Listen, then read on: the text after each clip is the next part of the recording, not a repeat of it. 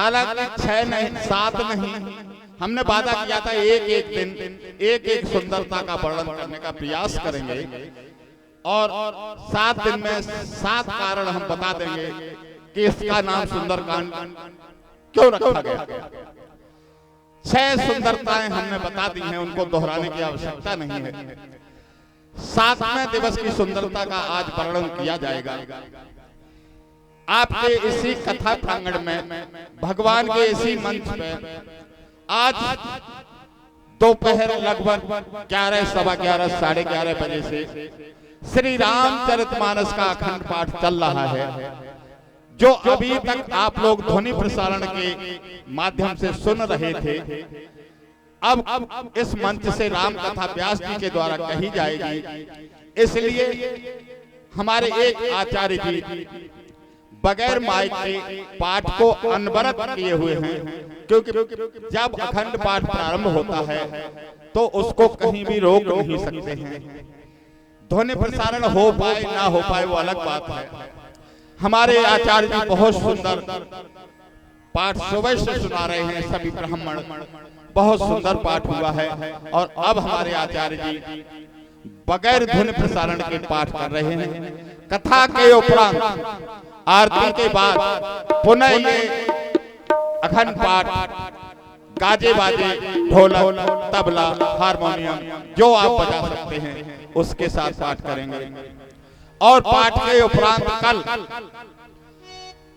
बहुत बड़े एक यज्ञ की व्यवस्था है, जिसमें आप सभी ग्रामवासी, क्षेत्रवासी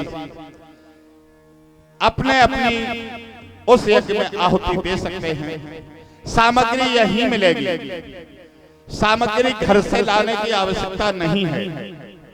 लेकिन फिर भी अगर कोई माताएं बहनें चाहती हैं कि हम अपनी सामग्री अपने घर से लेकर के जाएंगे तो सादर आमंत्रित हैं, किसी को मना नहीं किया जाएगा। लेकिन यहाँ पूर्ण व्यवस्था सामग्री की है, केवल आप लोग उपस्थित होकर यज्ञ में शामिल हों। आइए आज उस 7वीं सुंदरता और इस 6 और 7 दिवस की इन सुंदरताओं में सबसे सुंदर वाली जो कारण है, जिसके लिए गुरुदेव ने इस सोपान का नाम सुंदरकांड रखा गया है। लंका जैसे नगर में जहां पर रात दिन मांस भक्षण, शराब सेवन, दुराचार, अत्याचार, अनाचार 24 घंटे होता है। जिस समय हनुमान जी लंका में प्रवेश करके और उस लंका का शोधन करते हैं, मंदिर मंदिर प्रतिकर शोधा, देखे जहता अगणित जोधा। ऐसे सुंदर सुंदर महल बने हैं जिनको बाहर से देखने में लगता है कि ये मंदिर है, लेकिन उन मंदिर के अंदर जो अनाचार व्याप्त है उसको वाल्मीकि जी ने तो बहुत बृहद तरीके से बताया गया है। लेकिन तुलसीदास जी मर्यादा की मूर्ति है, केवल इतनी बात कहती अति विचित्र कह जात को, उसका वर्णन नहीं कर सकते हैं, ये मर्यादा भ्रष्ट हो जाएगी। ऐसा अत्याचार है, जबकि लंका के जो राजा हैं, जो लंकाधीश हैं, दशानन हैं, वो ब्राह्मण कुल में पैदा हुए हैं। उत्तम कुल पुलस्त कर नाती, शिव विरंच पूजे बहु भांति।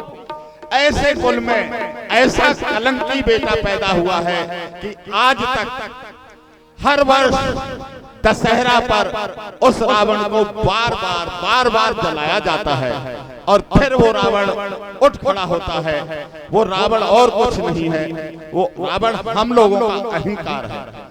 हम एक अहंकार को मारते हैं तो दूसरा अहंकार उत्पन्न हो जाता है, खड़ा हो जाता है। लेकिन रामचरितमानस सिखाता है कि रावण तो उत्पन्न होता रहता है, होता रहेगा, इसको कोई नहीं रोक सकता है, लेकिन उसको हर दम जलाने का प्रयास करते रहना चाहिए।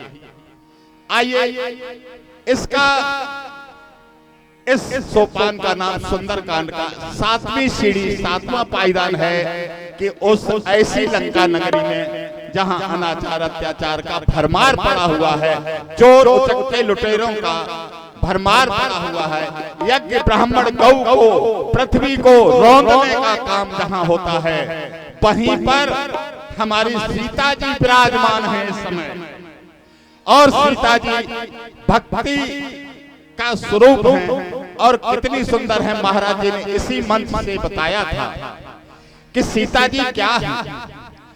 जब तुलसीदास जी ने राम कथा लिखनी शुरू की तो सबसे पहले रावण अवतार की कथा आती है और उसी के साथ मंदोदरी का नाम आता है। मंदोदरी कितनी सुंदर है, लिखते हैं गुरुदेव, ऐसी सुंदर है नारी ललामा, जो नारी इस पूरी पृथ्वी के ऊपर जो सबसे सुंदर है, जिसको हम विश्व सुंदरी कह सकते हैं।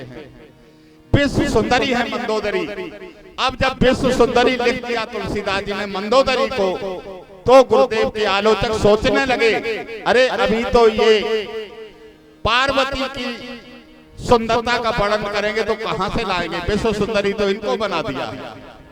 तो जब प्रसंग आता है कि पार्वती जी कितनी सुंदर हैं, तो लिखते हैं गुरुदेव, सुंदरता मर्याद भवानी। ये भवानी जो है ये सुंदरता की मर्यादा है। किसी भी ब्रह्मांड में कहीं भी अगर कोई सबसे सुंदर है तो वो है पार्वती जी। उसके बाद सुंदरता की कोई सीमा नहीं है, उसके ऊपर कोई सुंदर नहीं है।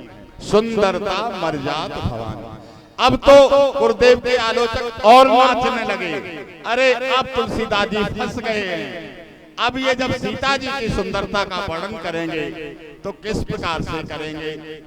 तो क्या लिखते हैं तुलसीदास जी जब सीता जी की सुंदरता का वर्णन करते हैं,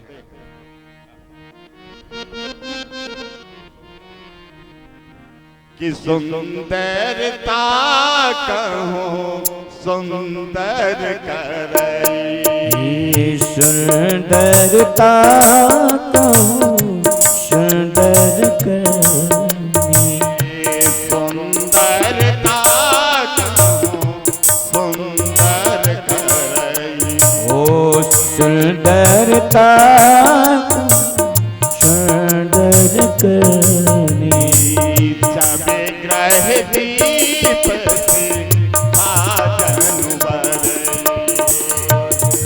ग्रह दीप सिखा जनुबर। आइए व्यास जी मंच पर आ चुके हैं, सभी लोग जोरदार तालियों से व्यास जी का स्वागत करें। बोलिए व्यास जी महाराज की, बोलिए व्यास जी महाराज की जय हो। बोलिए डॉक्टर राम गोपाल तिवारी जी की जय हो। बोलिए राम कथा की जय हो। आइए गुरुदेव के स्वागत में एक छोटा सा गीत और तुरंत उसके बाद कथा में प्रवेश करेंगे। लखनलाल जी गुरुदेव के स्वागत में 200 बोलिए सदगुरुदेव भगवान की। और आइए पूज्य गुरुदेव भगवान का आगमन हुआ है, मीठी मीठी तालियों के साथ मेरे साथ में बड़ा प्यारा सा भजन गाएंगे। कहना है ये जीवन बिना गुरु के कैसा है, ये जीवन बिल्कुल अंधेरे में पड़ा रहता है, इसलिए जीवन में गुरु का महत्व तो कैसा है सुनिएगा, बड़ा प्यारा सा भाव। जैसे मंदिर दीपक बिन सूना, मंदिर बहुत बड़ा बना हो अगर उस मंदिर में दीपक न जलाया जाए तो यह मंदिर सूना लगेगा। वैसे ही अगर ये मानव शरीर मिला